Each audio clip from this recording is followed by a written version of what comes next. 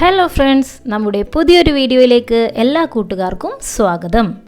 ഈ വീഡിയോയിലൂടെ നമ്മൾ നോക്കുന്നത് സയൻസ് ക്വിസാണ്. സ്കൂൾ കുട്ടികൾക്കായിട്ട് തയ്യാറാക്കിയ ഈ ഒരു വീഡിയോയിൽ സയൻസുമായി ബന്ധപ്പെട്ട കുറച്ച് ചോദ്യങ്ങളാണ് ഉൾപ്പെടുത്തിയിരിക്കുന്നത്. അപ്പോൾ എല്ലാവരും വീഡിയോ മുഴുവനായിട്ട് കണ്ടു നോക്കുക കേട്ടോ. നിങ്ങൾക്ക് എന്തായാലും യൂസ്ഫുൾ ആവുന്നതായിരിക്കും. ആദ്യമായിട്ട് നമ്മുടെ ചാനൽ കാണുന്നവരാണ്, ഇതുവരെ സബ്സ്ക്രൈബ് ചെയ്തിട്ടില്ല എങ്കിൽ നിങ്ങൾ ഇപ്പോൾ തന്നെ സബ്സ്ക്രൈബ് ചെയ്ത് വെച്ചോളൂ. നിങ്ങൾക്ക് യൂസ്ഫുൾ ആവുന്ന ഒരുപാട് വീഡിയോസ് ഈ ഒരു ചാനലിലൂടെ ലഭിക്കുന്നതായിരിക്കും. അപ്പോൾ മറക്കാതെ സബ്സ്ക്രൈബ് ചെയ്യുക, ബെല്ലൈക്കണും എനേബിൾ ചെയ്ത് വെച്ചോളൂ. നമുക്ക് ഒന്നാമത്തെ ചോദ്യം നോക്കാം. ഒരു ജീവി ജീവിക്കുന്ന പ്രകൃതിദത്തമായ ചുറ്റുപാടിനെ എന്താണ് വിളിക്കുന്നത്? ഒരു ജീവി ജീവിക്കുന്ന പ്രകൃതിദത്തമായ ചുറ്റുപാടിനെ എന്താണ് വിളിക്കുക? ഉത്തരം വരുന്നത് ആവാസം. എന്താണ്? ആവാസം. ഒരു ജീവി ജീവിക്കുന്ന പ്രകൃതിദത്തമായ ചുറ്റുപാടിനെ വിളിക്കുന്നത് ആവാസം എന്നാണ്. രണ്ടാമത്തെ ചോദ്യം ഇതാണ്: ഭക്ഷ്യശൃംഖലയുടെ ആദ്യ കണ്ണി എപ്പോഴും എന്തായിരിക്കും? ഭക്ഷ്യശൃംഖലയുടെ ആദ്യ കണ്ണി എപ്പോഴും എന്തായിരിക്കും? ഉത്തരം വരുന്നത് ഹരിതസസ്യം.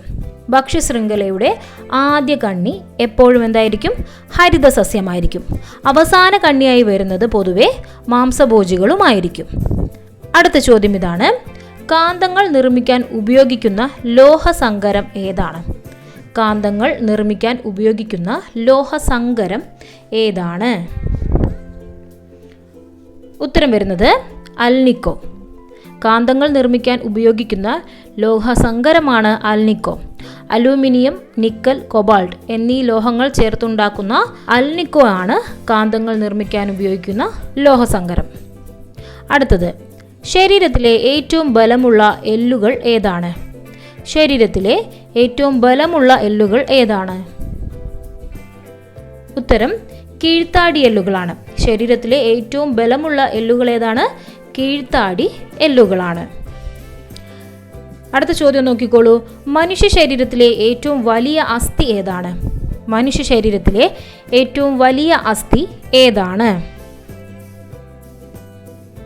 ഉത്തരം വരുന്നത് തുടയെല്ലാണ്. മനുഷ്യ ശരീരത്തിലെ ഏറ്റവും വലിയ അസ്ഥി എന്ന് പറയുന്നത് എന്താണ്? തുടയെല്ലാണ്. അടുത്ത ചോദ്യം: മനുഷ്യ ശരീരത്തിലെ ഏറ്റവും ചെറിയ അസ്ഥി ഏതാണ്? മനുഷ്യ ശരീരത്തിലെ ഏറ്റവും ചെറിയ അസ്ഥി ഏതാണ്? ഉത്തരം ഇതാണ് ചെവിക്കുള്ളിലെ സ്റ്റേപ്പിസ്. മനുഷ്യ ശരീരത്തിലെ ഏറ്റവും ചെറിയ അസ്ഥി ചെവിക്കുള്ളിലെ സ്റ്റേപ്പിസ് ആണ്. മനുഷ്യ ശരീരത്തിലെ ഏറ്റവും വലിയ അസ്ഥി എന്ന് പറയുന്നത് തുടയെല്ലുമാണ്. ഏഴാമത്തെ ചോദ്യം ഇതാണ്: പദാർത്ഥങ്ങളിൽ അടങ്ങിയിരിക്കുന്ന ഊർജം ഏതാണ്? പദാർത്ഥങ്ങളിൽ അടങ്ങിയിരിക്കുന്ന ഊർജം ഏതാണ്? ഉത്തരം വരുന്നത് രാസോർജമാണ്. പദാർത്ഥങ്ങളിൽ അടങ്ങിയിരിക്കുന്ന ഊർജം രാസോർജമാണ്. എട്ടാമത്തെ ചോദ്യത്തിലേക്ക് കടക്കാം. പ്രോട്ടീൻ്റെ അഭാവം മൂലം ഉണ്ടാകുന്ന ഒരു രോഗം ഏതാണ്? പ്രോട്ടീൻ്റെ അഭാവം മൂലം ഉണ്ടാകുന്ന ഒരു രോഗം ഏതാണ്?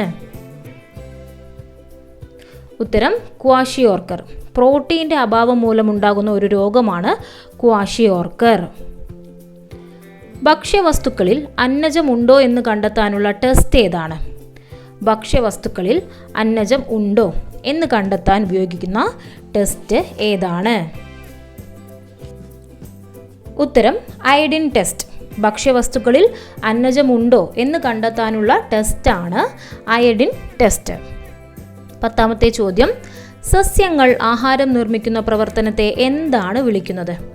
സസ്യങ്ങൾ ആഹാരം നിർമ്മിക്കുന്ന പ്രവർത്തനത്തെ എന്താണ് വിളിക്കുന്നത്? ഉത്തരം പ്രകാശ സംശ്ലേഷണം. സസ്യങ്ങൾ ആഹാരം നിർമ്മിക്കുന്ന പ്രവർത്തനത്തെ എന്താണ് വിളിക്കുന്നത്? പ്രകാശ സംശ്ലേഷണം എന്നാണ് വിളിക്കുന്നത്. അടുത്ത ചോദ്യം: സസ്യങ്ങളിലെ പച്ച നിറത്തിന് കാരണമായ വർണ്ണവസ്തു ഏതാണ്?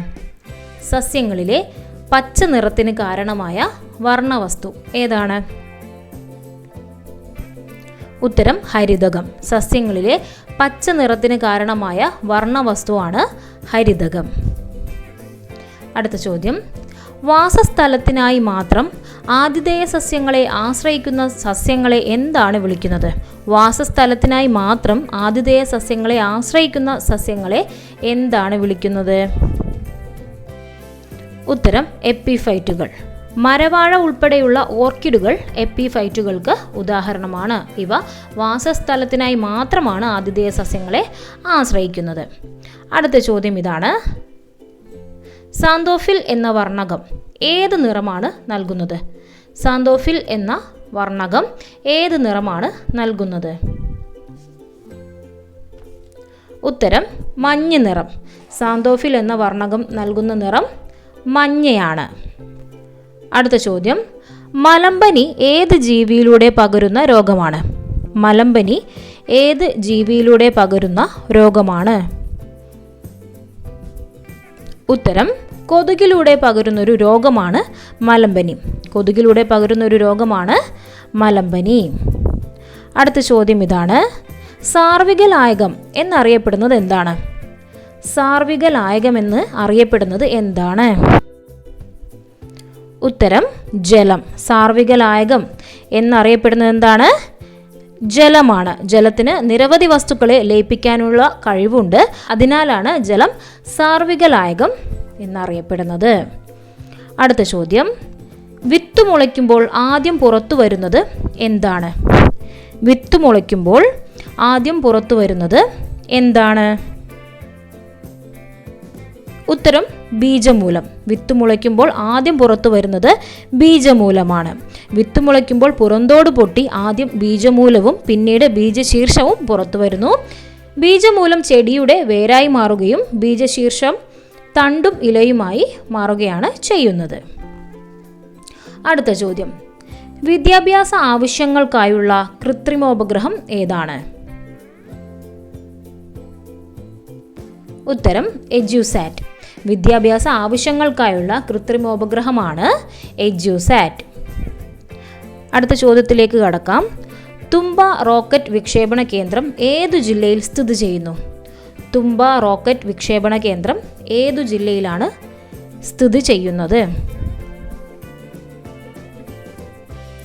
ഉത്തരം തിരുവനന്തപുരം. തുമ്പ റോക്കറ്റ് വിക്ഷേപണ കേന്ദ്രം സ്ഥിതി ചെയ്യുന്നത് തിരുവനന്തപുരം ജില്ലയിലാണ്. അടുത്ത ചോദ്യം: തുമ്പ റോക്കറ്റ് വിക്ഷേപണ കേന്ദ്രം സ്ഥാപിതമായത് എന്നാണ്?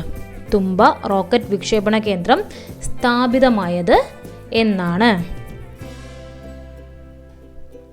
ഉത്തരം 1963 നവംബർ 21.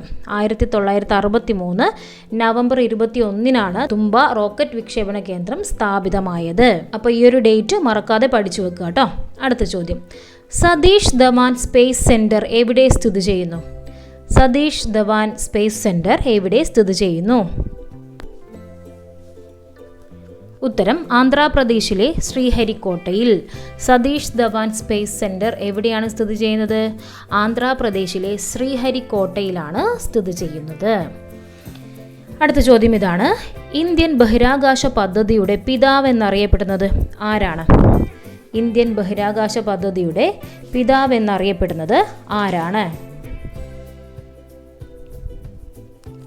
ഉത്തരം വിക്രം സാരാഭായ്. ഇന്ത്യൻ ബഹിരാകാശ പദ്ധതിയുടെ പിതാവ് എന്നറിയപ്പെടുന്നത് വിക്രം സാരാഭായ്.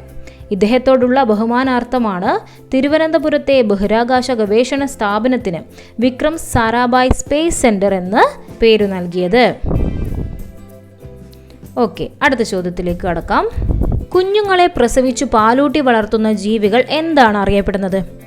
കുഞ്ഞുങ്ങളെ പ്രസവിച്ച് പാലൂട്ടി വളർത്തുന്ന ജീവികൾ എന്താണ് അറിയപ്പെടുന്നത്? ഉത്തരം സസ്തനികൾ. കുഞ്ഞുങ്ങളെ പ്രസവിച്ച് പാലൂട്ടി വളർത്തുന്ന ജീവികൾ സസ്തനികൾ എന്നാണ് അറിയപ്പെടുന്നത്. അടുത്ത ചോദ്യത്തിലേക്ക് കടക്കാം. ഇന്ത്യൻ ഹരിത വിപ്ലവത്തിൻ്റെ പിതാവ് എന്നറിയപ്പെടുന്നത് ആരാണ്? ഇന്ത്യൻ ഹരിത വിപ്ലവത്തിൻ്റെ പിതാവ് എന്നറിയപ്പെടുന്നത് ആരാണ്?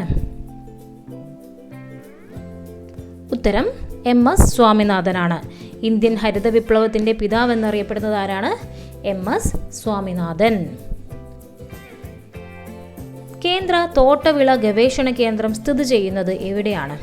കേന്ദ്ര തോട്ടവിള ഗവേഷണ കേന്ദ്രം സ്ഥിതി ചെയ്യുന്നത് എവിടെയാണ്? ഉത്തരം കാസർഗോഡ്. കേന്ദ്ര തോട്ടവിള ഗവേഷണ കേന്ദ്രം സ്ഥിതി ചെയ്യുന്നത് എവിടെയാണ്? കാസർഗോഡാണ്. അടുത്ത ചോദ്യത്തിലേക്ക് കടക്കാം. കേന്ദ്ര കാർഷിക സർവകലാശാല സ്ഥിതി ചെയ്യുന്നത് എവിടെയാണ്? കേന്ദ്ര കാർഷിക സർവകലാശാല സ്ഥിതി ചെയ്യുന്നത് എവിടെയാണ്?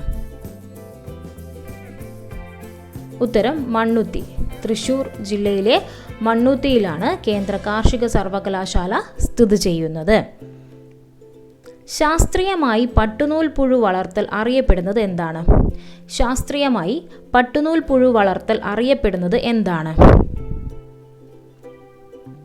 ഉത്തരം സെറികൾച്ചർ. ശാസ്ത്രീയമായി പട്ടുനൂൽ പുഴു വളർത്തൽ അറിയപ്പെടുന്ന പേര് സെറികൾച്ചർ എന്നാണ്. ഓക്കെ, അടുത്ത ചോദ്യം ഇതാണ്. ഏതു പദാർത്ഥമാണ് വിറ്റാമിൻ സി എന്ന പേരിൽ അറിയപ്പെടുന്നത്? ഏതു പദാർത്ഥമാണ് വിറ്റാമിൻ സി എന്ന പേരിൽ അറിയപ്പെടുന്നത്? ഉത്തരം അസ്കോർബിക് ആസിഡ്. അസ്കോർബിക് ആസിഡ് ആണ് വിറ്റാമിൻ സി എന്ന പേരിൽ അറിയപ്പെടുന്നത്. അടുത്ത ചോദ്യം ഇതാണ്. ഏതിനം സസ്യത്തിൽ നിന്നെടുക്കുന്ന ചായമാണ് ലിറ്റ്മസ്? ഏതിനം സസ്യത്തിൽ നിന്നെടുക്കുന്ന ചായമാണ് ലിറ്റ്മസ്? ഉത്തരം ലൈക്കൺ. ഏതിനം സസ്യത്തിൽ നിന്നെടുക്കുന്ന ചായമാണ് ലിറ്റ്മസ്? ലൈക്കൺ എന്ന സസ്യത്തിൽ നിന്നെടുക്കുന്ന ചായമാണ് ലിറ്റ്മസ്. ഒരു പദാർത്ഥം ആസിഡാണോ ആൽക്കലിയാണോ എന്ന് തിരിച്ചറിയാനാണ് ലിറ്റ്മസ് പേപ്പർ ഉപയോഗിക്കുന്നത്. അപ്പോൾ ലിറ്റ്മസ് എന്നത് ലൈക്കൺ എന്ന സസ്യത്തിൽ നിന്നെടുക്കുന്നൊരു ചായമാണ്. അടുത്ത ചോദ്യം. വിനാഗിരിയിൽ അടങ്ങിയിരിക്കുന്ന ആസിഡ് ഏതാണ്? വിനാഗിരിയിൽ അടങ്ങിയിരിക്കുന്ന ആസിഡ് ഏതാണ്? ഉത്തരം അസെറ്റിക് ആസിഡ്. വിനാഗിരിയിൽ അടങ്ങിയിരിക്കുന്ന ആസിഡ് ഏതാണ്? അസെറ്റിക് ആസിഡ് ആണ്. 30ാമത്തെ ചോദ്യം ഇതാണ്. ഹൈഡ്രജൻ എന്ന വാതകം കണ്ടെത്തിയ ശാസ്ത്രജ്ഞൻ ആരാണ്? ഹൈഡ്രജൻ എന്ന വാതകം കണ്ടെത്തിയ ശാസ്ത്രജ്ഞൻ ആരാണ്? ഉത്തരം ഹെൻറി കാവൻഡിഷ്. ഹൈഡ്രജൻ എന്ന വാതകം കണ്ടെത്തിയ ശാസ്ത്രജ്ഞനാണ് Henry Cavendish. Friends, science questions ആണ് നമ്മളിപ്പോൾ കണ്ടത്. ടെക്സ്റ്റ് ബുക്കിൽ നിന്നും സെലക്ട് ചെയ്തെടുത്ത കുറച്ച് സിമ്പിളായിട്ടുള്ള ക്വസ്റ്റ്യൻസ് ആണ് നമ്മളിപ്പോൾ കണ്ടത്. ഈ ഒരു വീഡിയോ നിങ്ങൾക്ക് യൂസ്ഫുള്ളായി എന്ന് കരുതുന്നു. ഇനി നിങ്ങൾക്കായുള്ളൊരു സ്പെഷ്യൽ ക്വസ്റ്റ്യൻ തരാം. ചോദ്യം ഇതാണ്. ഭക്ഷ്യവസ്തുക്കളിൽ അന്നജമുണ്ടോ എന്ന് കണ്ടെത്താനുള്ള ടെസ്റ്റ് ഏതാണ്? ഭക്ഷ്യവസ്തുക്കളിൽ അന്നജമുണ്ടോ എന്ന് കണ്ടെത്താനുള്ള ടെസ്റ്റ് ഏതാണ്? ഈ ഒരു ചോദ്യത്തിൻ്റെ ഉത്തരം ലഭിച്ചവർ പെട്ടെന്ന് തന്നെ അത് കമൻറ്റ് ചെയ്തോളൂ. കൂടെ നിങ്ങളുടെ പേരും കൂടെ ആഡ് ചെയ്യാം കേട്ടോ. നമ്മളിപ്പോൾ ഡിസ്കസ് ചെയ്ത ചോദ്യങ്ങളിൽ നിന്ന് തന്നെയാണ് ഈ ഒരു ചോദ്യം സെലക്ട് ചെയ്തിരിക്കുന്നത്. ക്ലാസ് ശ്രദ്ധിച്ചവർക്ക് ഉത്തരം ലഭിച്ചിട്ടുണ്ടാകും. അപ്പോൾ ഇതുപോലെ കൂടുതൽ ക്വിസ് വീഡിയോസ്, സയൻസുമായി റിലേറ്റ് ചെയ്തിട്ടുള്ള കൂടുതൽ വീഡിയോസ് നമ്മൾ ചാനലിൽ അപ്ലോഡ് ചെയ്യുന്നതായിരിക്കും. ആ വീഡിയോസൊക്കെ നിങ്ങളിലേക്ക് കറക്റ്റായി എത്താൻ വേണ്ടി ചാനൽ സബ്സ്ക്രൈബ് ചെയ്യുക. ഒപ്പം തന്നെ ബെല്ലൈക്കണും എനേബിൾ ചെയ്യുക കേട്ടോ. എങ്കിൽ മാത്രമേ കറക്റ്റ് ടൈമിൽ നിങ്ങളിലേക്ക് വീഡിയോസ് എത്തുകയുള്ളൂ. അപ്പോൾ ഈ ഒരു വീഡിയോ നിങ്ങളുടെ ഫ്രണ്ട്സിലേക്കും ഷെയർ ചെയ്ത് കൊടുത്തോളൂ. അവർക്കും യൂസ്ഫുൾ ആവട്ടെ. നമുക്കിനി മറ്റൊരു വീഡിയോയിലൂടെ വീണ്ടും കാണാം. Thank you for watching.